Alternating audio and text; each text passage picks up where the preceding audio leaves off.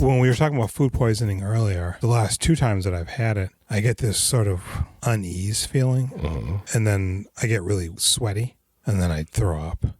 Not good. So I'm kind of getting like a little bit of an unease feeling, and I just farted. Mm-hmm. I'm Jules' fart. And I'm Jason's friend. And we doing filmographies. Tonight we are on the 9th Spike Lee movie. Yep. Girl 6. That's right. From the year of The Matrix. Indeed. The year is? 1996. Hell yeah. Rated R. It had a estimated budget of $12 million. Okay. Of which it grossed worldwide $5 million. Yeah, but this is one of those movies I never wanted to see. It's difficult to see, primarily because of that Prince soundtrack. Oh, is that what's up? Mm-hmm. Well, thank you, Cave of Forgotten Films, for having it up there. Although I had to refresh the page a number of times. Really? While watching this, yeah. Right. Sometimes it would just stop and it'd be like, error. Sometimes the audio would continue, but the picture would freeze. Huh. I had to do that a number of times. Ask me how many times I did. 0. 0. Wow, you're lucky. It's got a lot of people in it. Yep. It was nice seeing Deborah Wilson. Yep, from Mad TV. I missed this. Maybe you saw it. Was Mekhi Phifer in here? I saw him in the lineup of people, but I don't remember seeing him in the movie. It's credited as himself. It's a self cameo that's uncredited, rather. I don't remember that. I don't either. I remember Halle Berry. Yep. As herself. When I saw her, I was like, they're treating her like a superstar? Mm-hmm. Hasn't she been in like not really much of anything by this point? Incorrect. The run she's been in, I think, is probably almost her peak moment until Monsters Ball. Like she's got like Losing Isaiah. Okay. She's in Last Boy Scout. Oh yeah. Her little run of movies are like superstar movies. Yeah. A number of people in here, though, that I'm sure we'll touch on as we go along. The monologue that Lovely reads in the scene where her and Jimmy are in Jimmy's apartment talking about acting is taken from She's Gotta Have It. Oh. Also directed by Spike Lee. Oh, geez, did you know that when you were watching it? No, it didn't ring out to me. Okay. This is the first Spike Lee feature film that he did not contribute to the screenplay. Oh, really? Yep. It was written by Suzanne Laurie Parks. Roger Ebert gave the film 2 out of 4 stars and said, even though Spike Lee's Girl 6 was written by a woman, it seems conceived from the point of view of a male caller who would like to believe that the woman he is hiring is enjoying their conversation just as much as he is. Yeah. He also added, it's a film about a woman exposing herself for male entertainment, even though it pretends to be about men exposing themselves for female enjoyment. That does conclude my trivia, though, if you want to hit me with that synopsis. Oh, man, I can do that. Girl 6. Disillusioned by the way she was treated in an audition, up-and-coming starlet Girl 6, Teresa Randall, decides to put her aspirations on hold and become a phone sex worker to bank some cash so she can move from New York to Hollywood, where surely the director creep factor must be way better. Along the way, she gets lost in her work and begins to alienate her friend and name her Jimmy. Man, I'm slurring like crazy. Yeah. That's supposed to be her cousin. And gets pursued by her ex-husband, shoplifter, Isaiah Washington. With her world now thoroughly upside down, if she hopes to make it to the sequel, Girl 7, she will need to become a better Girl 6. Does he ever hit on her? He like touches her shoulder at one point, and I was like, maybe? But then I was reading, I think I looked through the Wikipedia, and they mentioned it's her cousin. He does do that, but I think before that, I thought he was like, in some loose way, being like, you should just give it up to me or whatever. Well, you know, hey, cousins. Kissing cousins. Yeah, cousin fun, right? So the soundtrack is by Prince. And as soon as the movie starts and we're being treated to a Prince song. Due to the high probability of a copyright strike or audio blackout, no Prince music will be featured in this episode. I'm thinking, oh, that sounds like Prince. And then I'm like, oh, that sounds like a poor man's Prince. Not just Prince. Not just Prince. This is, I feel like this is Graffiti Bridge era Prince. Okay. But I think it's specifically because of the soundtrack that this movie's hard to find. Makes sense. Although he seems to be hard to find his movies in general. It's weird because a lot of these songs I'm familiar with. So it doesn't feel like a soundtrack he created for the movie. It just feels like a soundtrack that they curated for the movie. Why does Prince like Spike? Spike uses bad language. 2 guys, you know, exploring art. So she goes to an audition, and who's the director? Quentin Tarantino, QT. Yes. Cutie. He's NY director. Yeah. They call him QT. Cutie. And this was on the cusp of what would become a lifelong feud between Spike Lee and Quentin Tarantino. For real, dude? I thought they were buddies. They hate each other. Fucking for real. Yeah. Tell me more. Yeah. So he won an Academy Award. Who? Quentin. I'm assuming for Reservoir Dogs. Pulp Fiction's 95. Is it? Yeah. Oh, well, then he must have won it for that. Mm-hmm. Then he would go on to make Jackie Brown. And Spike Lee was just like, dude, you got too many N-words in here.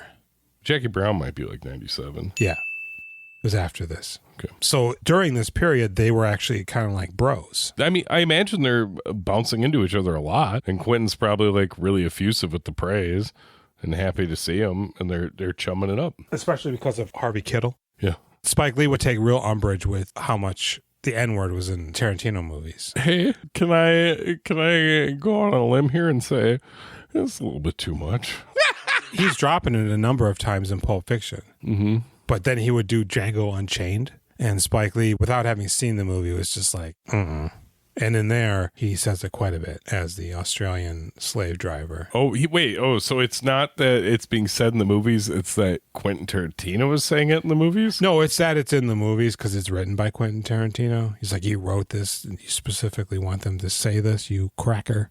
Yeah. You know?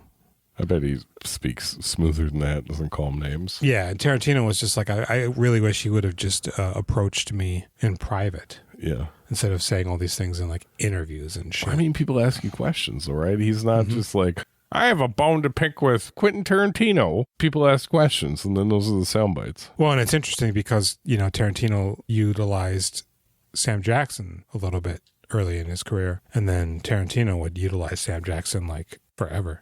I bet Tarantino looked up to Spike Lee, and it probably hurt a lot. I bet you it did. Yeah. Because he really liked She's Gotta Have It. But he liked all of them. Talked it up quite a bit. Yeah. So he's in this and he goes, show me your tits. And she's like, no, but then she does. Mm-hmm. And then she runs away. Between you and me, she's beautiful. She's gorgeous. She's so good looking. And she's, quite honestly, going into this movie, I was just like lubricating my eyes because I knew they were going to be rolling so hard. To be honest, the first chunk of this movie, I'm into it. This movie is a weird trip, buddy, because I'm like, I kind of like this movie because there's a lot of stuff I do like quite a bit. There's a lot of interactions and characters I find interesting, but overall the story is fucking boring. Right when she starts working from Madonna, I'm just like, where is this going? The fuck is going on here? Is she addicted to this? Yeah, you'd be addicted to the money, not the actual phone calls. Yeah, like when she divulges that she gave Peter Berg her real phone number and is thinking about meeting him, I'm like, what? Do you think do you think he was there? I think she came on too hard. He doesn't want anything to do with her. We'll get there. I think it was just part of the fantasy. Well, there was like clearly a moment where she pushed a little bit too hard and he was put off. Yeah, she's like, hey, keep calling where me. you at? Call me more often if you want. Oh no, I don't. Don't cling That's to me. not what we do. You're a service I purchase. The first person. Okay, so she doesn't want to do the acting because of that request to show her titties, even though she did. I think they sure make you do that a lot. And her agent. Oh my god, this is so fucking funny. Is John Turturro. Yeah, with the fucking hair. In like Prince drag. He's such a wiener and his character is so funny. He's like so outraged with her and he's just so ridiculous. Yeah. He's got such range. Yeah. This is so different than any of the other Turturros we've seen. And when you see this role, you'd be like, oh, actually, each time we've seen Turturro, he's been quite a different guy. He's got some range. This guy is hilariously stupid. Yeah, I got you an interview with QT and you walked out. And he's got some sort of semblance of, I mean, he's like Prince on like acid. It's insane. And his voice is insane. QT calls him at the end of the scene, right? And he's like, QT! Yeah. That's real funny. So she's like, okay, I can't act. I'm going to do phone sex. Mm-hmm. After that lady from Son of Sam fires her. What does she say? She's got a catchphrase, she says. The lady with the gap in her teeth, the acting teacher. Oh. What is she saying? I was going to write it down. I was going to screenshot her and put the quote on there because I thought it was so funny. Drop into the pain! I want to say let it drip, but that's not at all. Drop into the pain. And then she's like, also, you haven't paid me. Oh, yeah, I can't pay you. I need to fire you. Yep, you're fired. I'm not doing this for fun. Nope, I'm not doing this at all anymore. And so she starts handing out flyers and wigs, and people are like, we don't want to take computer classes. Mm-hmm. And then she gets somehow hip to phone sex, and she's going through a series of auditions. The one guy's like, hey, you want to do some peep shows? There's a peeper in the neighborhood. That's the dad, Mira Sorvino's dad, and Summer of Sam. Is it? He's Italian. Yeah, that's all I know. She's like, nah, I don't want to do that. And then she meets Madonna, and Madonna looks really, really pretty. I was like, it took me a minute. I was like, I think that's Madonna. Jenny? This is Madonna, right? That's her dog. What? In the scene with the really? dog. Yeah. Madonna's good. She's great. She's quite good at this, and you forget that she was an actress for a while. This is like that period where she's just casually acting. She fell into acting, but isn't like trying to be a thespian. But this is a couple years after like Evita, right? And Evita was her big swing. Same year. Body double. Oh, Body of Evidence. Is the Body of Evidence that makes Body Doubles the She's Palma. nude in there. Yeah, with the wax dripping. Hmm. And this is a few years before Guy Ritchie. Yeah, I was thinking about is Swept Away, which is supposed to be unbearable. This is a disaster. Yeah. Yeah. It's just really boring. This movie? It Swept Away. Oh. And this movie? No, you honestly, like it. I'm into it. I'm like, this is going to be terrible. It's hard to find. I know people don't like it. This is just going to be awful. People don't like Crooklyn either. I saw some mean reviews for that. The first 50 minutes of this movie, Spike Lee, he collects baseball memorabilia, signed stuff. Jimmy fucking rules in this. Because he's going to be rich in 20 years. Okay, so the whole thing with Madonna's like, well, you need to have your own phone. You need a private phone line. She's like, there's a phone in the hallway that all of the people in this apartment building use. Mm-hmm. So she doesn't get that job. And then the phone's ringing one day, and she thinks maybe it's the phone sex people that are not Madonna calling to hire. And she goes out there, and they say, she's like, oh, Jimmy, you want Jimmy? She calls to Jimmy, and this is when we first meet Spike Lee, and he comes over, he's like, what? No, Jimmy don't live here. Jimmy don't live here. I think we've met him before. I don't think so. I think they've spent time together. You think so? Yeah. I'm going to say no. Okay. I think after this shortly is where we get the baseball card talk. Okay. They also have a landlord who's always like, rent. Do they? No, you're just making a joke because of the building. Yeah. I really, when he does that accent and is yelling into the phone, he's Asian. That's pretty funny. Yeah. He's goddamn it. Spike Lee can't emote. He's very much like he does not emote with his face. So when he's doing something crazy, he's 90% exactly the same. Does she keep saying she owes him rent? Oh, it does seem like that. Is he the landlord? But he doesn't have money either. He doesn't have He's money broke. either, right? So they don't share an apartment, right? No, they live across the way from each other. Yeah, quite a bit. Yeah, isn't it? I feel that's what it seems like. It's upstairs later when she runs away to him. Yeah, but it seems like it's across the hallway at this point. Because he goes, if you leave, who am I going to borrow money from? Who's going to pay rent? Maybe he means he's borrowing money from her to pay his rent. Maybe. So she eventually gets the job working for that woman who we all know and love, but not sure what she's from. That's Jennifer Lewis. More recently, she was Rainbow's mom in the show Blackish. I like Jimmy's vibes. Jimmy's great. Yeah. Her husband is shoplifter. Yeah. You don't know he's her husband until she's watching him shoplift. He looks like he's talking to a baby. That's what she's zoning in on, right? Yeah. Well, because Jimmy goes, why don't you give your ex-husband a chance? And he's holding up a picture. Mm-hmm. And it's Isaiah Washington. Mm-hmm. He's shoplifting with a fake baby. Yeah. Vampire baby. It seems like they don't know each other. Right. And then when they interact throughout the movie, it still seems like they don't really know each other. Even though she does mention it does not seem like they were married. Yeah, he goes, why would we break up or whatever? I miss you, baby. I mean, he's not advancing at all in his life. No, he still steals fruits and vegetables. Only things that he needs to get through life. And only from Asian stores or big chain stores. People that already have the money. It doesn't matter if you steal from them. He did her some great disservice that she's really upset about. Wasn't she paying off bills he racked up? I feel like he put her in the hole somehow. But then they're in a play? Is that the past, though? I think it's a representation of the past, but it's presented like a 1950s play. This movie's so boring. And so she starts doing the phone sex stuff, and it's weird because they're in like an office. And the mama, she's teaching everybody. Naomi Campbell's one of the girls. Mm-hmm. Gretchen Mol, this is her first feature film. It's weird seeing these ladies. Debbie Mazar. I didn't realize that was Naomi Campbell. Yeah. I thought she was just like a pretty lady. And then She is Gretchen pretty. Mol, I mean, yeah, she's gorgeous, but I didn't realize it was the model Naomi Campbell. Her shirt says models suck.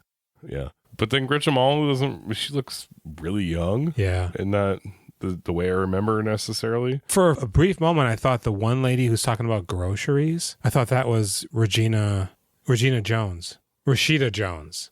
It's not her. It'd be way too... That person's way too old to be her at that time. But who's that light-skinned girl that's like the head of the company that like filters the boss. phone calls? Not is it the boss? Like the boss is the one that trains them in. Oh, but there's another lady. I got real Rosario Dawson vibes from her. Yeah, she's like hypnotically beautiful. And I then- was like, who's this? Are we going to see more of her? Not really, And a then little bit. Yeah, when she talks about "Don't worry, girl, I'm going to give you a good caller," that voice, I'm like, oh, I know who that is. Yeah. And then it's that person again. And I'm like, I don't think that's anybody that I know. Even Girl 6, I was like, I bet this lady has an amazing career. Not really, right? She's in a bunch of shit right around here. Isn't she on the Jamie Foxx show? She's in the Yeah. all the Bad Boys movies. Yeah, and Is she Will Smith's like wife or something? I don't know. I don't recognize her from. Oh, she's Martin Lawrence's wife, I think. She's beautiful and good, so I assume she had an amazing career, and then I was surprised that it just seems like around here. And then she acts. She's still working, but she seems like she should have been a real bad motherfucker. Spoiler alert. She is in Sugar Hill. So she's getting into it, though. This is weird. The first guy that calls her, he's some sort of a cowboy feller. Yeah, I thought maybe that guy was somebody. I was like, who is And this? he does ejaculate. I like this guy. He seems pretty nice. But it's weird because then every other guy that we see her talk to, they're not masturbating. No, they're just like standing there. Richard Belzer, Yeah. that other guy. The like principal at a school. There's a Wall Or Street maybe guy. he's got a principal fetish. Yeah. He's the principal. Peter Peter Berg. Berg, whose mom's dying of cancer. Yeah. There's a really good scene where that lady's talking to that really nebbish guy about groceries. Yeah. She's like, oh, I got cottage cheese. Oh, you got cottage cheese? You got the cottage She cheese? just keeps naming she's real. She's laughing. She's drawing. Too. Yeah, I think she's sexier than fuck. Oh, she's fun. There's a monologue that a woman gives Uh-huh. on the phone sex. I can't remember what it's about, but it feels like slam poetry. Oh my God, I thought you were going to say that too. You remember that? No, I'm just thinking about Never Met Picasso and the Okay. horrible slam poetry sequence. So there's the Indian shopkeep Mm-hmm. who wants to marry her. That's Ranjit. But he is also like, he wants to marry her, but he really wants to fuck her. Yeah. And he also looks down on her quite a bit. You And like he's also fishing. grabbing at her. We can go fishing. Yeah, he's touching on her. Seriously, though, be my wife. But really, I just want to fuck you in the back of the store. It's weird because the office where they do the sex calls is just cubicles in a black void. Is it Ranjit Chowdhury? Is that his name? Or Yeah. it's something Chowdhury? Yeah. He had like an ulcer when he was overseas in India at the beginning of the pandemic. Yeah, he died. Died in the surgery. He is on the first floor of the building. Mm-hmm. Oh, and okay. there's offices above him. Mm-hmm. One of them is the sex place. What those glowing tunnels? That's what I'm like. Where is he then? If they're coming out of like the Matrix, basically, Yeah. Huh. where is Came out he? this year, 1996. Because it seems like that funnels out into the street. Right. He's not just like he's not a newspaper stand. It's a building. It's a bodega. Right. And she's just buying cartons of cigarettes Why is she buying cartons? for the girls, I guess. Oh, yeah, they do all smoke there. It's weird. Their booths aren't soundproof either, which No. is weird because they're aggressively sexual, and you can hear people on the other side of the glass moaning and screaming. Yeah. You think they'd be soundproof. It does feel like this movie's trying to normalize something with the wide variety of callers. Uh-huh.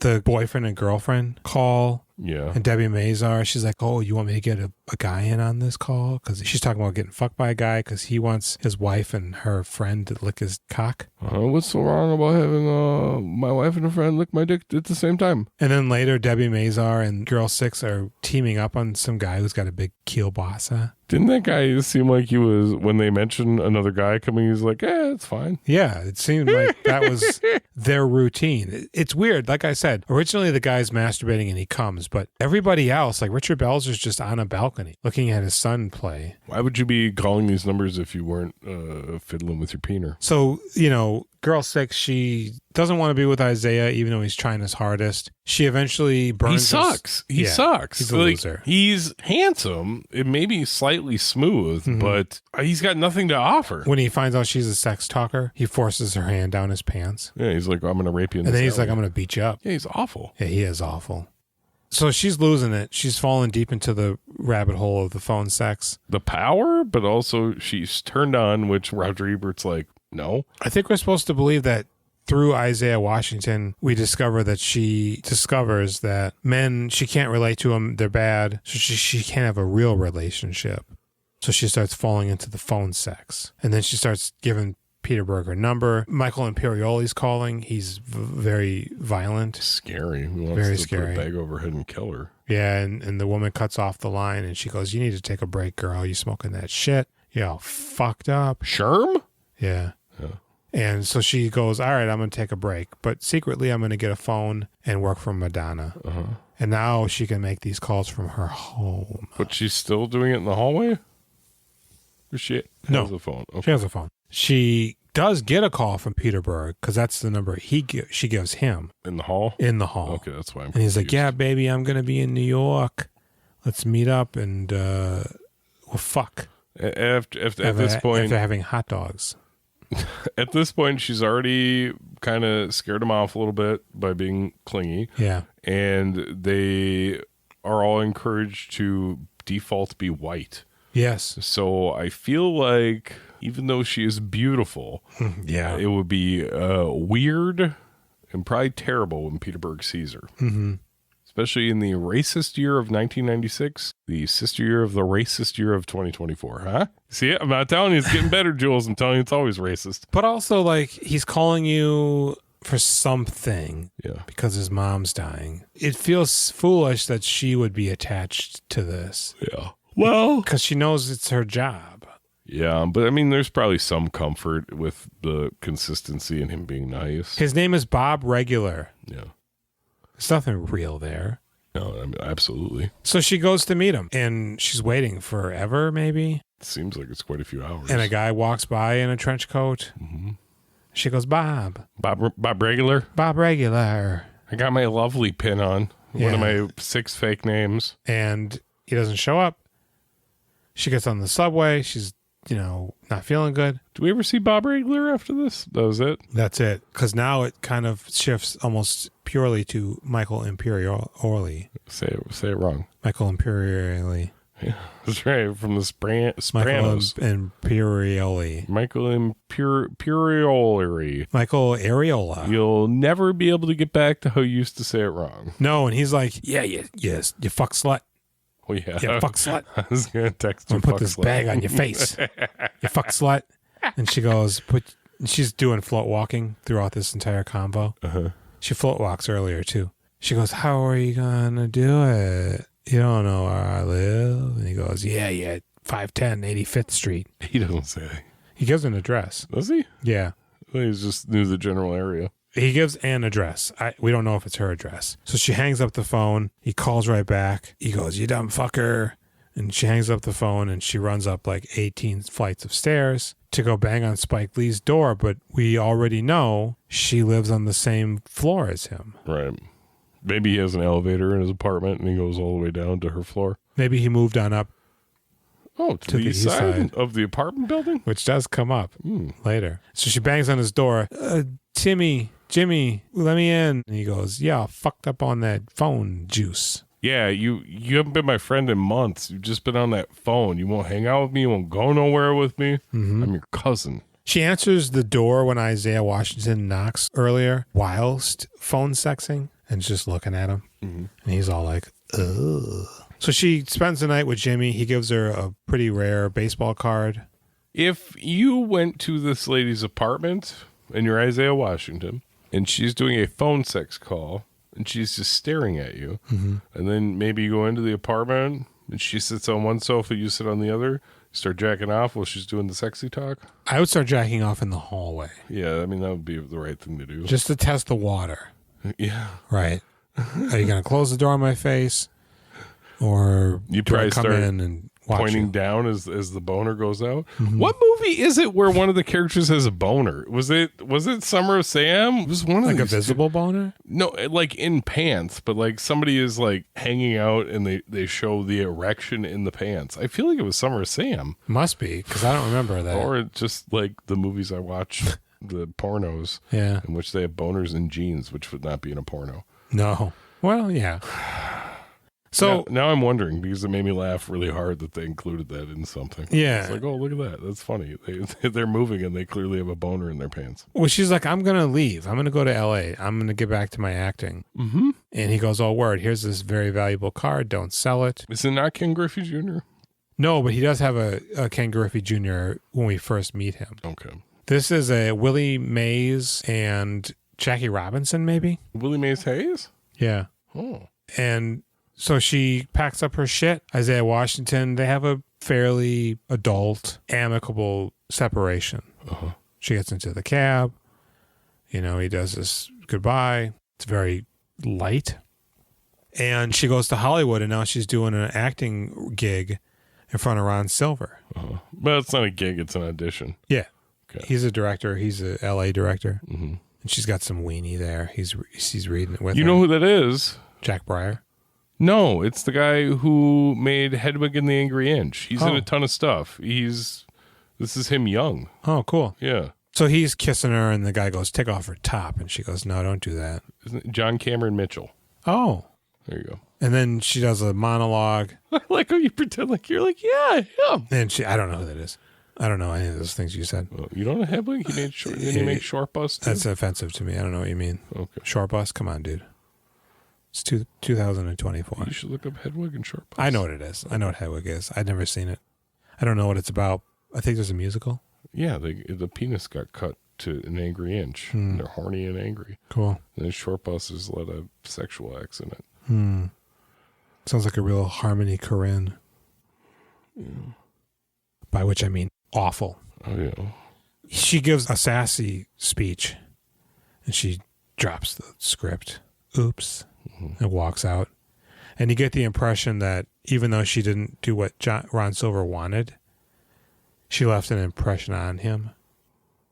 Earlier in the movie, Halle Berry visits a girl who fell down an elevator shaft. Jesus Christ, yeah. And throughout the entire rest of the movie, we keep seeing a CGI elevator shaft falling. Yeah.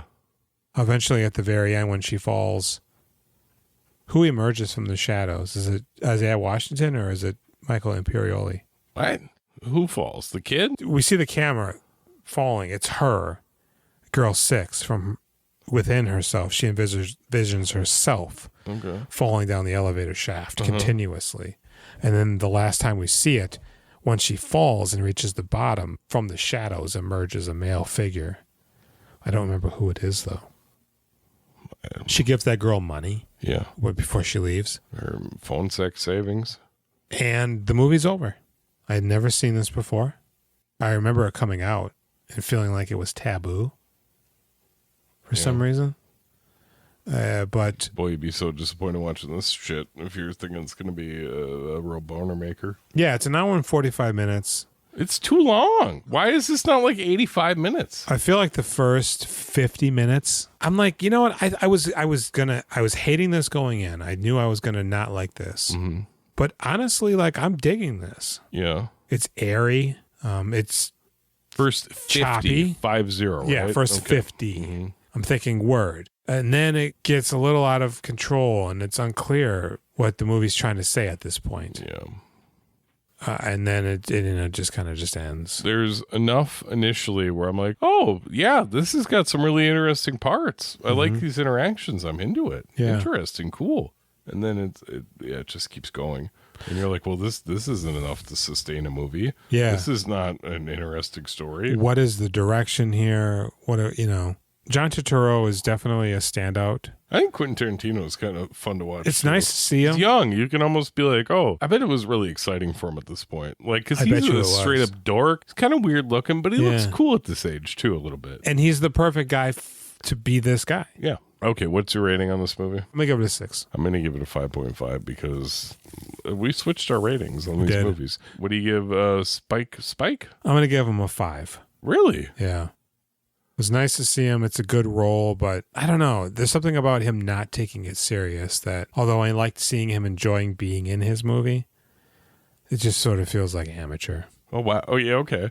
I'm going to give him a 6.5 because I was really excited about his baseball card talk to her in the beginning. I liked it when he did the Asian voice on the phone. Yeah.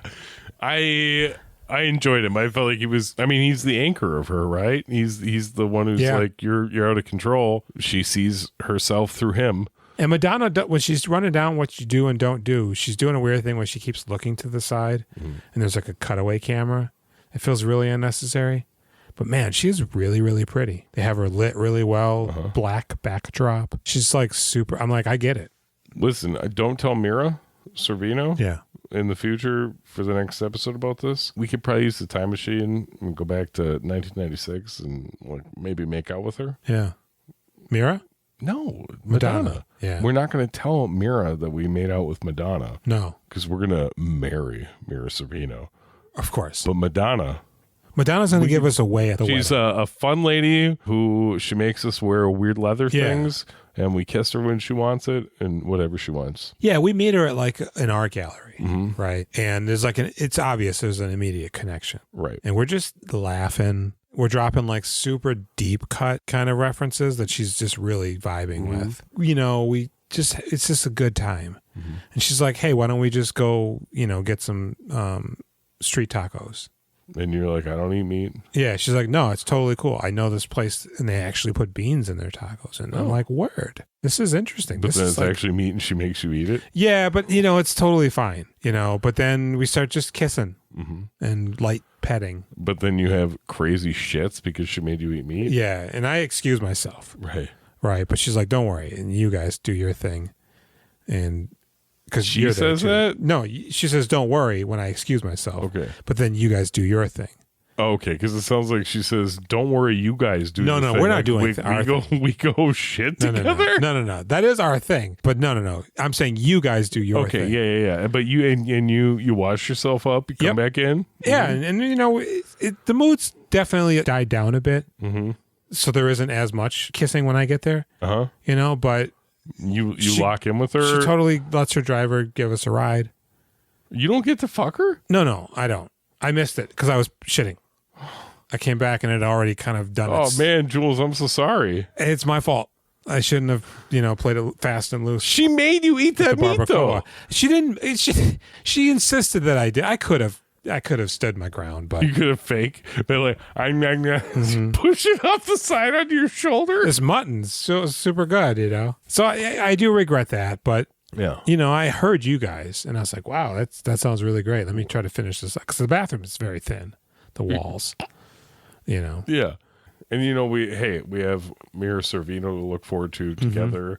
Madonna's See, that's just it. Because Madonna, because I missed out, I now know don't fuck with the tacos. And that's why we have such a good relationship with Mira, because I don't eat the tacos. Yeah. Well, and also she wouldn't bully you into eating them. No, she wouldn't. She's kind. She'd be like, hey, I know they said they have beans and they don't. You don't have to eat that. And if they do have beans, if it's like cooked in lard, you don't have to eat that either. She'll, you know what she does?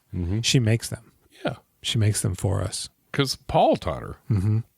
After a night of disco dancing. God, I'm even more in love than I was earlier. Yeah. And maybe we do her filmography. I know it's tempting, but I looked at it. It's probably not good. It's really bad. Yeah. She got fucked over by Weinstein. Yeah. And after she gets fucked over by Weinstein, it's not a single movie you want to watch. Yeah.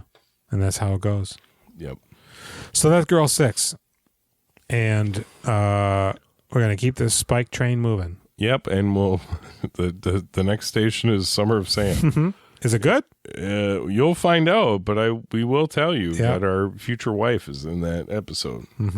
And we're also on nowplayingnetwork.net. That's right, Mira. You can listen to all sorts of podcasts, but don't forget who your husbands are. We do them filmographies. You can call our hotline, which is on the phone in the hallway. Yep.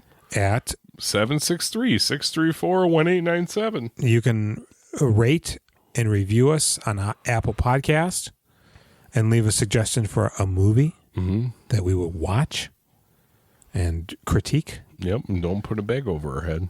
Please. No sexy fun bags for us. Especially a blue one. Right. No thanks. I'm not down with that blue shit. Was that from Walmart? Yeah. Mm-hmm. And, yeah, join us next week. For? Summer of Sam. And if you're new to the podcast, go back and listen to some of our older episodes. They're just as, if not funnier, than this one. Oh, yeah. You know? And Mira Sorvino. Mm-hmm. We're ready. We are. We're going to both leave our families. Just let us know. Yeah. I'll never look back. I'll drive off a cliff with you. We'll both hold your hands on either side. Just let us all die together. That's terrible. I don't want to do that. Well, if you had to. I can't leave my family either. Mira, can they come with? No, I can. Yeah, I'll leave his family for him. Okay. I'll tell him I have a new job in Japan. She's got money. We'll rent.